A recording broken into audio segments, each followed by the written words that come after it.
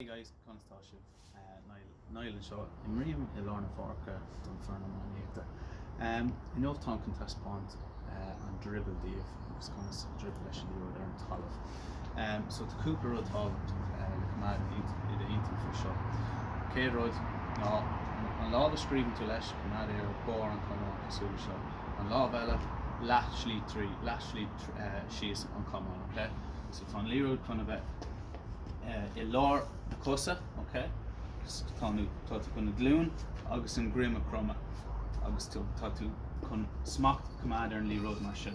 Tá tú chun dul taobh ó thaobh dheis clé dheis clé dheis clé agus tú boga. So cumad sin dheis clé dheis clé. Okay? Cosúla seo.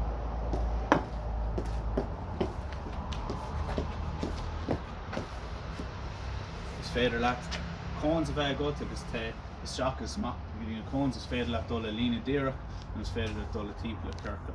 So tá roinnt roinn agat an sin. Okay? And now you live.